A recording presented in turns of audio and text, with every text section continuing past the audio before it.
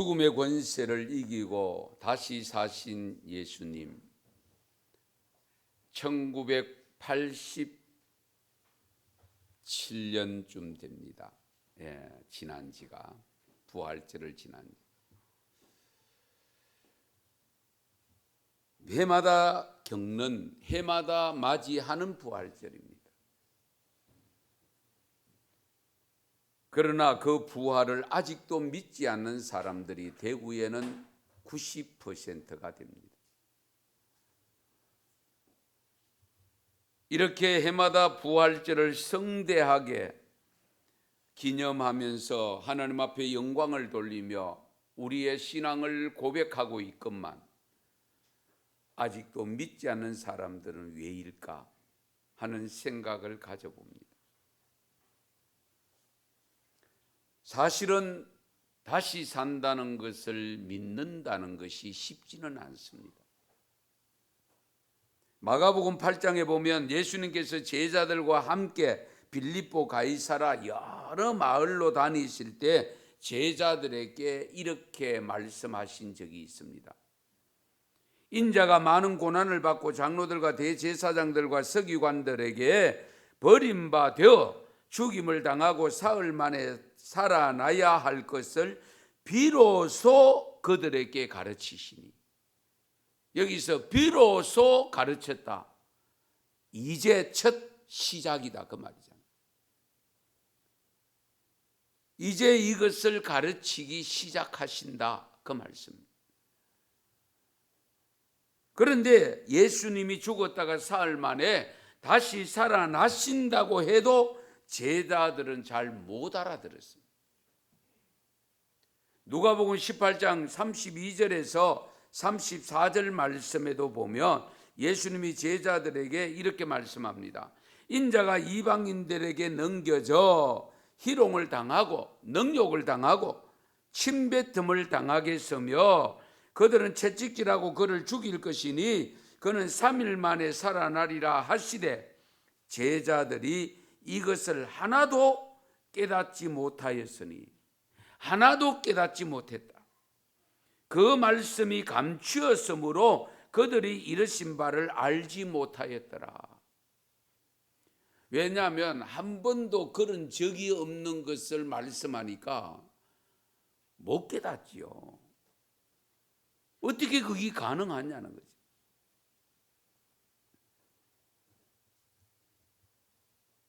우리는 이미 예수님의 부활 사건을 자세하게 기록해 놓은 성경을 읽고 있기 때문에 믿고 있지만은, 이런 일이 없는 가운데서 사흘 만에 다시 살아난다고 하면 쉽게 믿어지겠습니까? 믿지 못하는 것이 정상입니다.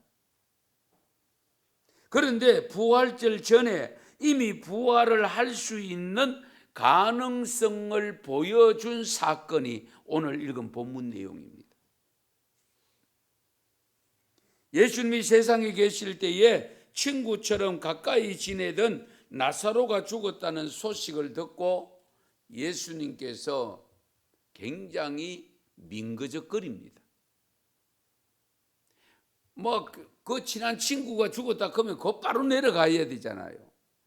그런데도 앞에 내용들을 보면은 잔다 그러고 내가 깨우러 간다 그러고 전혀 이해하지 못하는 말씀을 일러주시는데, 거기에 누이 동생이 마르다와 마리아가 있었는데 속이 다 타들어갑니다.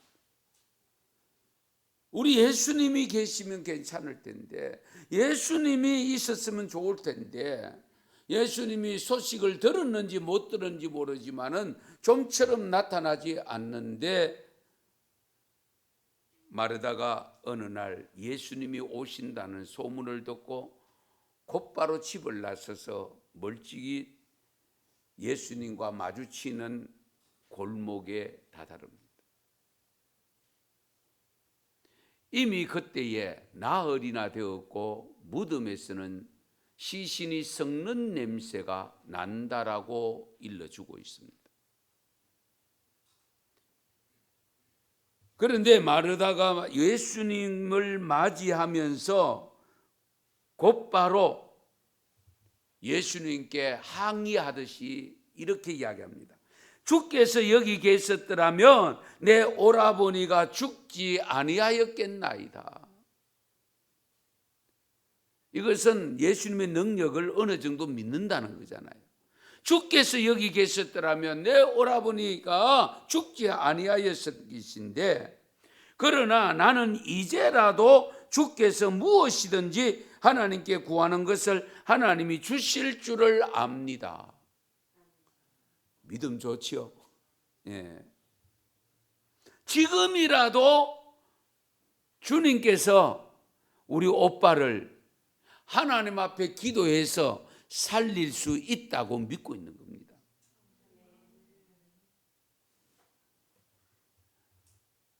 주님이 오빠가 아플 때 계셨더라면 죽지 않았을 것이고, 지금이라도 주님께서 원하시는 대로 하나님께 구하면 하나님은 그대로 응답해 주실 것을 나는 알고 있습니다.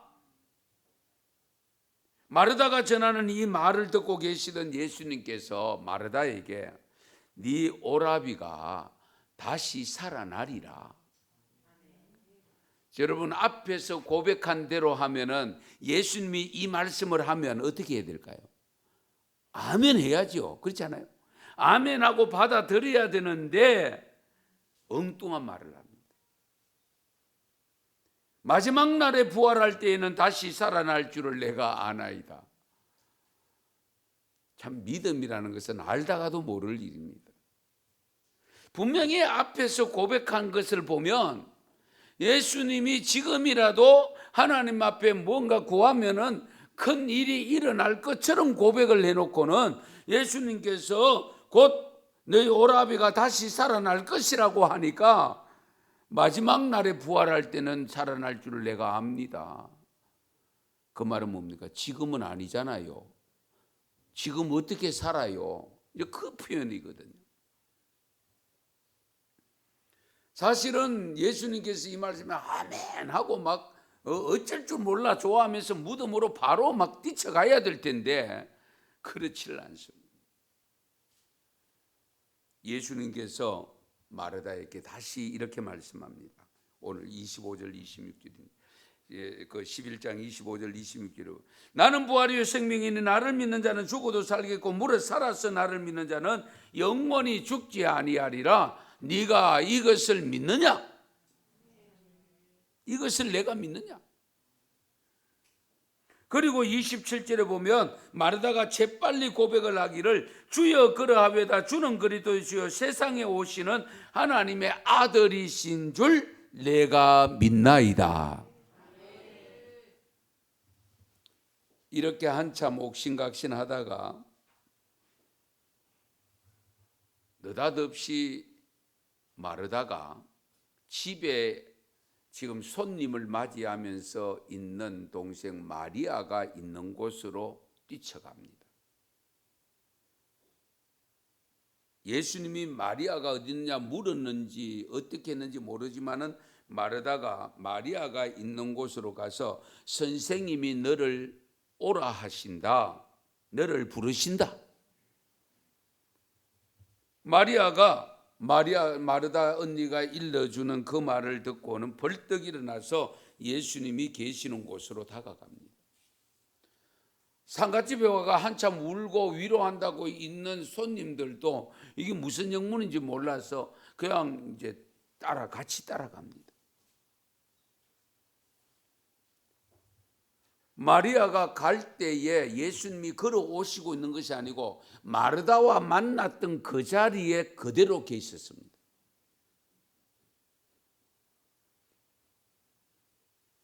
그런데요, 언니하고 동생이 똑같은 이야기를 나눴던가 봐요. 주님이 여기 계셨더라면 우리 오라비가 괜찮으실 텐데 아마 이것을 주고받았던 것 같아요. 왜냐하면 마리아가 예수님을 만나자 말자 하는 말이 앞에서 마르다가 한 말과 똑같거든요. 주께서 여기 계셨더라면 내 오라버니가 죽지 아니하였겠나이다. 32절에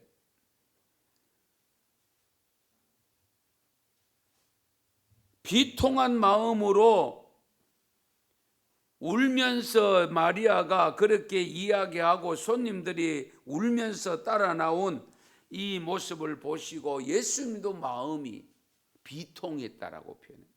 상당히 슬펐다. 그 예수님이 슬픈 마음을 가지고 우시면서 나사로를 어디 두었느냐? 어디 두었겠어요? 그렇잖아요. 묻어놨지.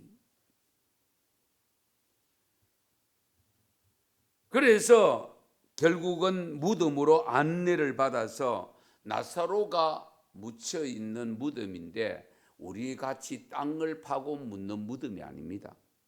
굴이라고 표현하고 있습니다. 굴. 예. 그 굴 속에 예수님도 그렇잖아요. 아리마대 요셉의 무덤인데 돌무덤 안에 있었잖아요. 그 무덤 입구에 가서는 또 마르다가 이야기합니다.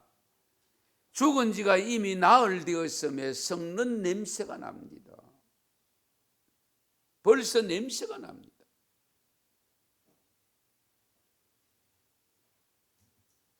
야, 저 돌 옮겨. 무덤 입구를 막아는 돌을 옮기라고 하는데 옮길 생각은 안 하고 지금 썩는 냄새 나는데 돌로 옮겨 놓으면 냄새가 더 진동을 할 끼고 그거 옮겨봐야 뭘 하겠느냐.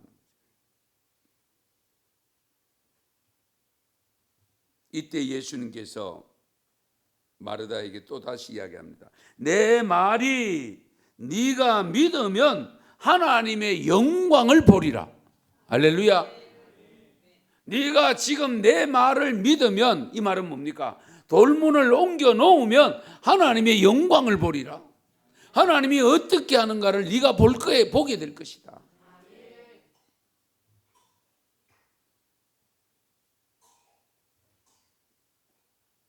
마르다는 사람을 시켜서 돌문을 옮겨 놓습니다. 돌문을 옮겨 놓자 말자 예수님께서는 말씀하시기를 나사로야 나오너라. 나사로야 나오너라. 어떻게 됐어요?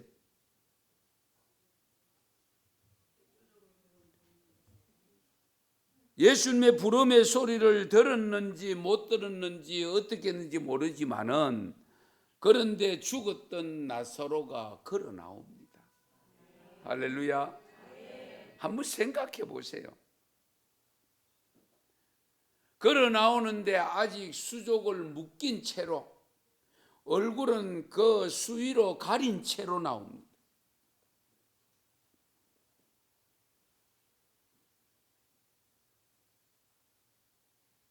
여기서 예수님의 부활과 나사로의 다시 살아남은 분명한 차이가 있습니다. 예수님이 부활하셨다는 소식을 듣고 그리고 여인들이 그 무덤 안을 들어보실 때는 예수님은 전혀 보이지 않고 그 입었던 수의가 개겨져 있었습니다. 가지런히 정돈이 되어 있었습니다.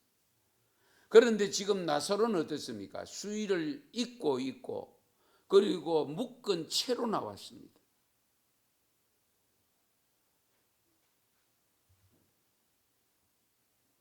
예수님은 온전히 부활하셨지만은 나사로는 그냥 살아난 거예요. 그냥 살아난 거예요. 다시 생명이 들어와서 육신 그대로 회복된 겁니다. 일종의 이런 모습을 보여준 것은 예수님이 하신 말씀, 사흘 만에 다시 살아나리라고 하신 말씀이 그냥 해본 소리가 아님을 미리 보여주는 모습입니다. 그래서 얼굴과 온 몸에 수의를 묶인 채로 얼굴을 가린 채로 그렇게 해서 나왔던 겁니다. 그렇게 나왔을 때에 예수님께서 또 말씀을 합니다. 풀어 놓아 다니게 하라. 할렐루야. 풀어 놓아 다니게 하라. 오늘 저는 이 구절에 초점을 맞추어서 부활 신앙을 가진 우리들이 어떤 모습으로 살아야 하는가에 대한 주님의 음성을 들으려고 합니다. 사실 예수님이 부활하셨지 아직은 우리가 부활한 것은 아니거든요. 다만 우리는 부활할 것을 믿으면서 마치 나사로처럼 새 사람이 된 모습으로 살아가고 있을 뿐입니다. 우리의 부활은 예수님이 세상에 다시 오실 때에 경험하게 됩니다.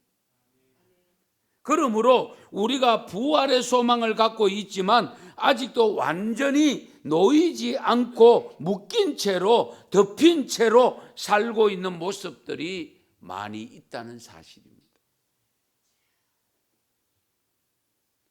나사로가 다시 살아나기 전까지는 어떤 상태입니까? 무덤에 갇혔습니다. 시신이었습니다. 희망이라고는 보이지 않는 깜깜한 곳입니다. 빛이 없습니다. 어둠 자체입니다. 절망입니다. 마르다가 분명히 말하잖아요. 죽은 지 나흘이나 되고 냄새가 난다고 했잖아요. 거기에서 무엇을 기대할 수 있겠습니까? 우리가 부활의 소망을 갖고 산다고 하는 것은 이 고백을 가진 우리들도 나사로처럼 무덤에서 나왔을 뿐입니다.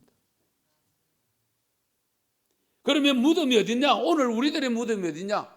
죄악된 세상입니다. 마치 이스라엘 백성들이 애굽에 있었던 것과 같은 의미입니다. 우리는 그래도 죄악된 세상에서 우리 주님의 부름을 받고 나사로야 나오너라, 오목사야 오세오 나오너라 하는 그 소리 듣고 지금 나와 있습니다. 그런데 나오기는 나왔는데 아직 많이 묶여 있습니다. 많이 가려져 있습니다.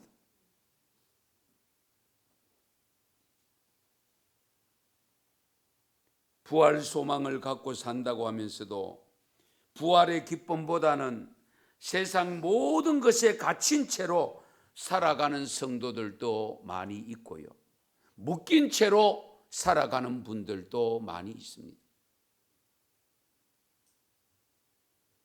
혹여나 나는 나왔다고 생각하는 사람은 그래도 다행인데 아직도 못 나오고 무덤에 속에 들어가 있는 것처럼 산다면 오늘 이 부활절을 통해서 나오셔야 됩니다. 일단은 무덤에서 나오셔야 됩니다.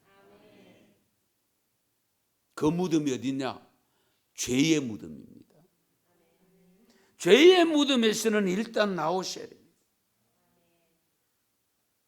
문제는 무덤에서 나왔는데 아직도 무덤 속에 있을 때 묶어놓은 것 그대로 풀지 않고 다니고 있는 경우는 없습니까?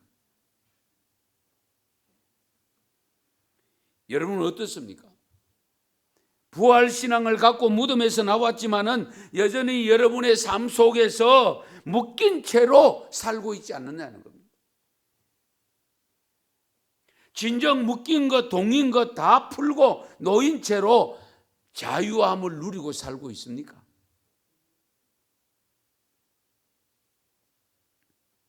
우리가 부활신앙을 가졌으면서도 즉 영적으로 거듭났으나 생활은 여전히 새로운 삶이 되지 못한 모습으로 살고 있는 우리를 묶고 있는 것이 너무 많습니다.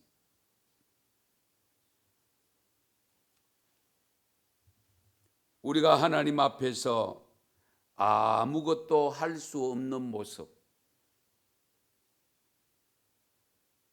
예배도 드립니다. 기도도 드립니다. 헌금도 합니다. 봉사도 합니다. 전도도 나름대로 해봅니다마는 그런데 여전히 영적으로 중풍병자 신앙도 있고요. 안전뱅이 신앙도 있고요. 마치 베데스다 목가에 누군가가 데려다 주기를 기다리며 한숨 짓는 38년 된 환자처럼 그런 모습으로 살고 있는 성도들도 있을 수 있다 그 말입니다.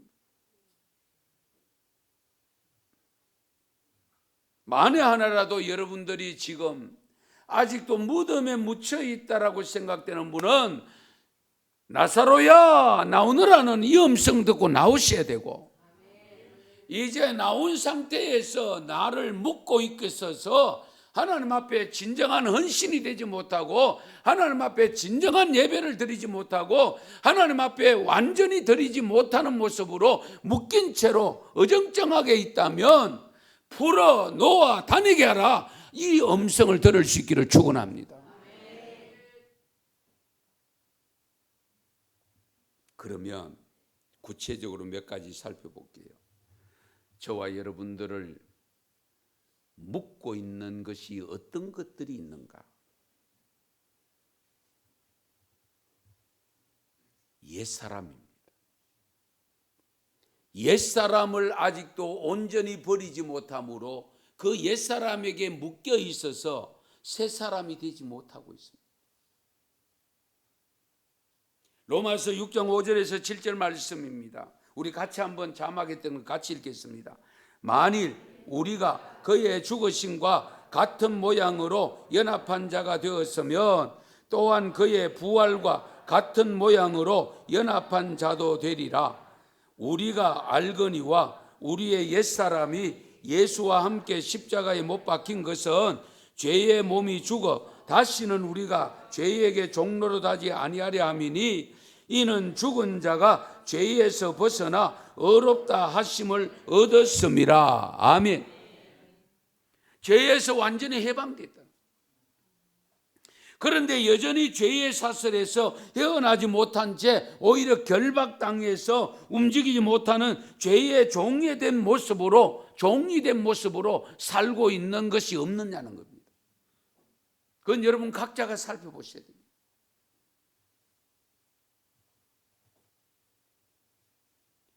옛사람이 예수님과 함께 십자가에 못 박혔고 이제 예수님이 부활하심으로 말미암아 우리가 이제 새 사람이 되었는데 아직도 새 사람이 아니라 수의를 입은 채로,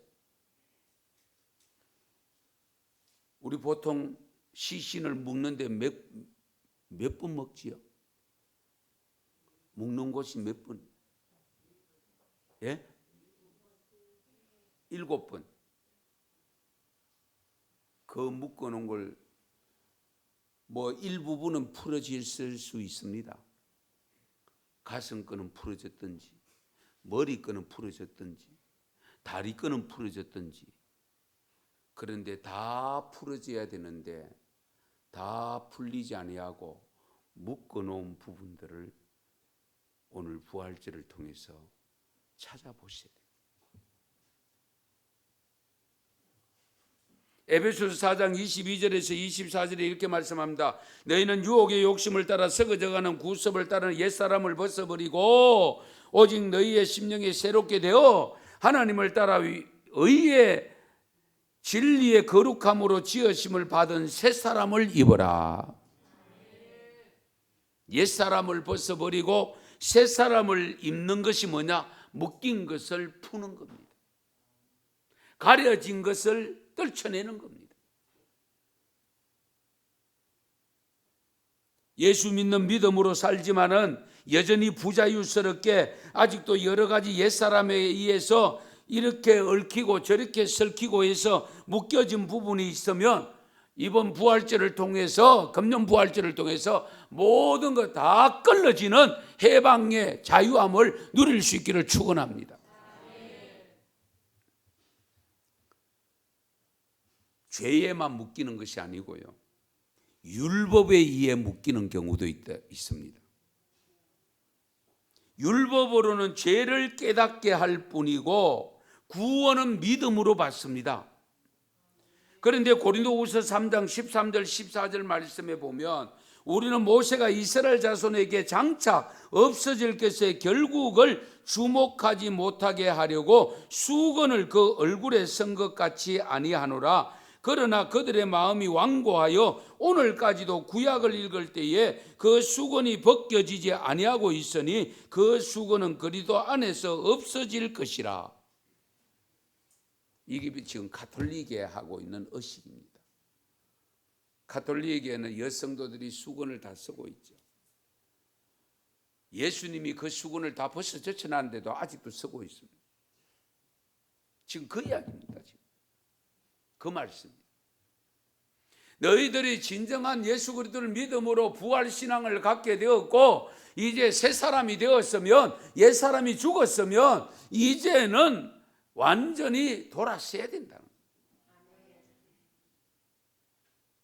그런데 고린도 교회가 아직도 수건을 써야 된다라고 생각하고 있는 그 모습을 지적한 거예요.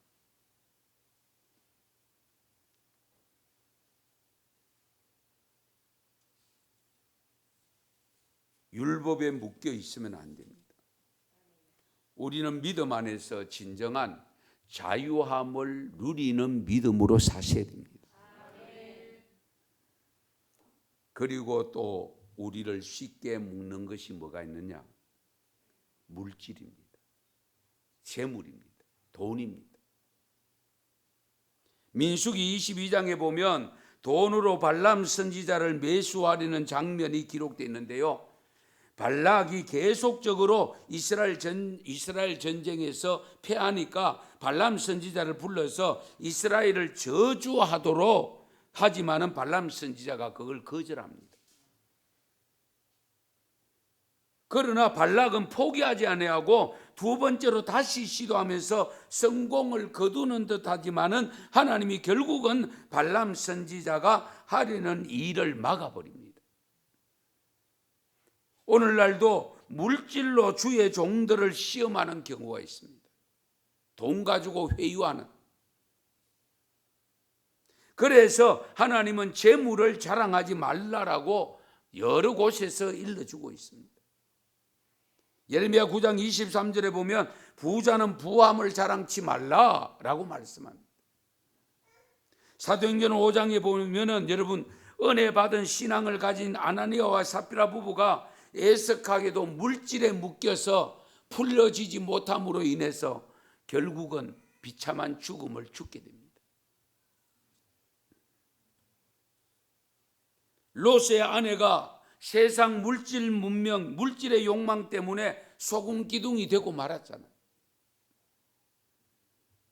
가룟 유다가 물질에서 해방되지 못하고 그 물질에 묶여 있다 보니까 예수님을 은삼십에 팔고 자기는 스스로 목숨을 끊고 말았잖아요.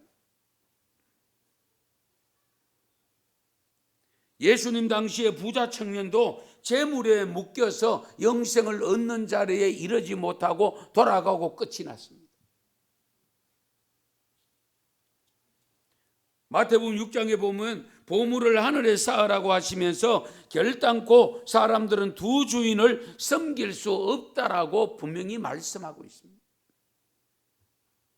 하나님을 섬기든지 재물을 섬기든지 둘 중에 하나를 선택하라는 겁니다.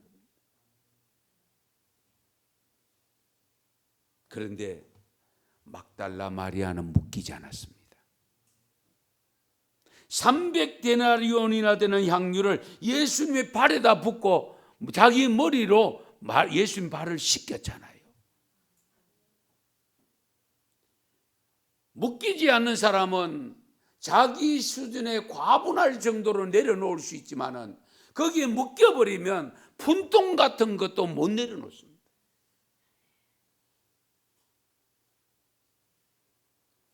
여러분 삭개오 잘 아시지 않습니까? 삭개오도 나름대로 물질에 묶인 삶을 살았습니다. 그러나 예수님을 만나는 순간에 제일 먼저 해결한 것이 물질에서 풀어지잖아요. 내가 토색한 것이지만 4배나 갚겠나이다. 아무쪼록 혹시 여러분의 삶 속에 여러분의 신앙을 무덤에서 나오기는 나왔는데 아직도 물질에 묶여서 열심으로 충성하지 못하고 헌신하지 못하고 하나님 앞에 진정한 성도의 삶을 살지 못하고 있는 부분이 있다면 과감하게 떨쳐버리고 거기에서 풀어져서 새 사람이 되어져야 됩니다. 그리고 우리를 묶는 것이 또 있습니다. 세상의 정욕입니다. 창세기 19장에 보면 롯이 소돔성이 망할 때에 성으로부터 탈출했는데 아내가 소금 기둥이 된 이유가 뭡니까? 그 미련을 못 버려서 뒤를 돌아보지 말라고 했는데 뒤를 돌아봤기 때문이잖아요. 문제는 그렇게 되어졌을 때에 큰 문제가 발생합니다. 아내가 소금 기둥 된 거는 뭐 그렇다 치고, 그 다음에 두 딸이 건친상간을 하게 됩니다. 왜? 소돔과 고모라 성에서 보고 자란 것이 그것밖에 없거든. 소돔과 고모라 성이 망하는 그 이유가 뭡니까? 성적 타락 도시이기 때문에 망했습니다. 그것만 보고 자라다 보니까 아버지에게는 이제 엄마가 없고 여자가 없고, 여자는 자기 딸 둘밖에 없으니까 어떻게 하겠냐? 백성들이 없지 않느냐? 그러니까 아버지에게 술을 먹여놓고 취하도록 만들어 놓고 두 딸이 번갈아 가면서 들어가서 아버지와 간통을 하고, 거기다가 자기들이 아기를 낳을 때에 모압과 암몬 족속이 발생합니다. 그 모압과 암몬 두 족속이 발생해서 이스라엘을 끝까지 괴롭히게 됩니다. 이스라엘을 다스려 나가는데 쓰임받는 채찍이 되고 말았습니다.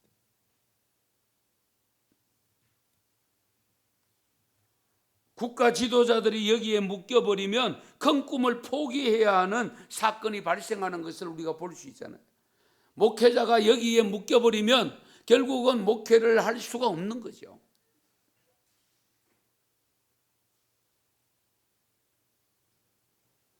사도 바울은 보다 자유롭게 사명 감당하기 위해서 자신은 결혼을 하지 않았습니다.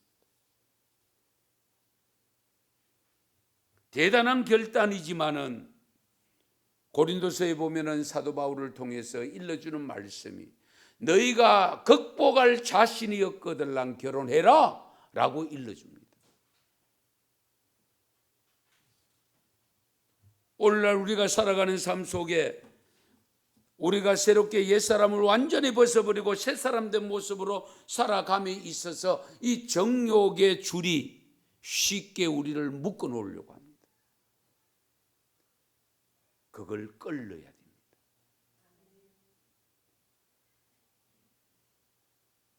지금 또 전혀 예상치 못한 코로나 바이러스에 의해서 묶여 있습니다.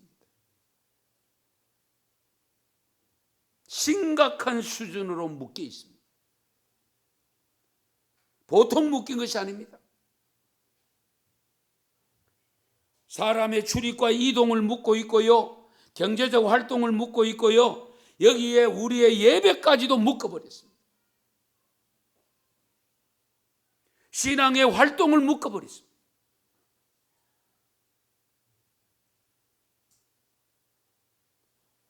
주님께서 말씀합니다.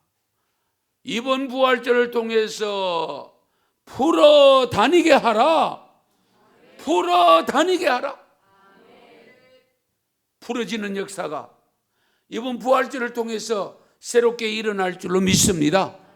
거기에 우리가 함께 함으로 말미암아 진정 부활이 부활되는 신앙으로 다가가야 됩니다.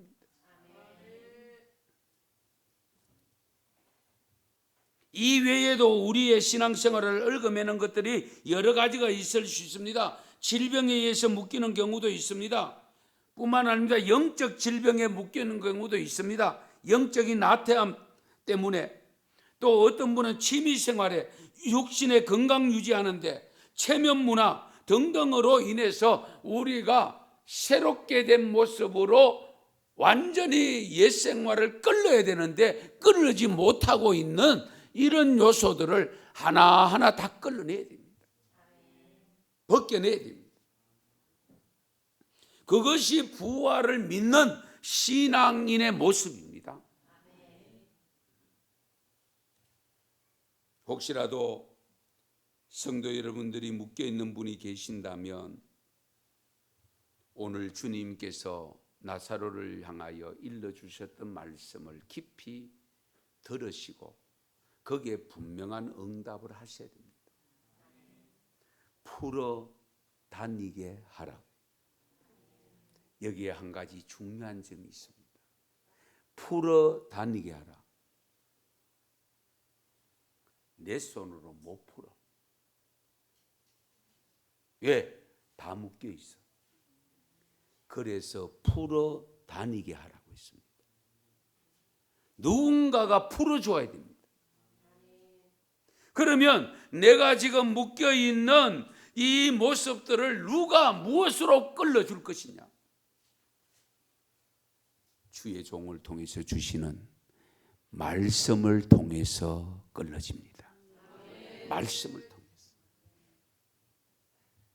히브리서 4장 12절에서 13절에 말씀합니다. 하나님의 말씀은 살아있고 활력이 있어 좌우의 날선 어떤 것보다도 예리하여 혼과 영과 및 관절과 골수를 찔러 쪼개기까지 하며 마음의 생각과 그 뜻을 판단하시나니 지으신 것이 하나도 그 앞에 나타나지 않음이 없고 우리의 결산을 받으실 이의 눈앞에 만물이 벌거벗은 것 같이 드러나느니라. 말씀이 내게 다가와요. 말씀이 내게 다가와서 말씀의 감동을 줄 때에 말씀의 능력으로 끌어집니다. 다른 것으로 안 됩니다.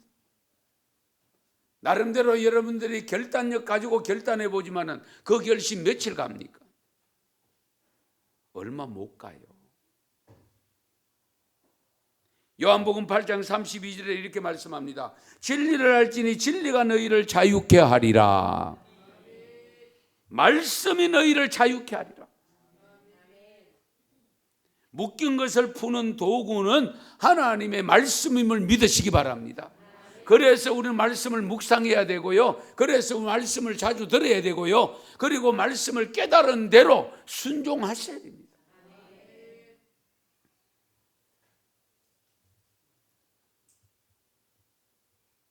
무덤에서 나온 것만으로 만족하지 마시고 묶여 있는 것을 다 풀어서 참 자유함을 누리는 믿음의 삶이 되시기 바랍니다. 옛사람은 죽고 새사람 된 자유의 모습으로 살지 못하는 아직도 묶여 있고 가려져 있는 것이 있다면 빨리 하나씩 벗어야 됩니다. 한꺼번에 다 벗기 힘들 수 있습니다. 한꺼번에 다 벗어버리면 가장 좋지만은 그러나 가슴이 묶여 있으면 가슴이 풀어야 돼요. 내 수족을 묶고 있는 것이 있으면 수족을 풀어야 돼요.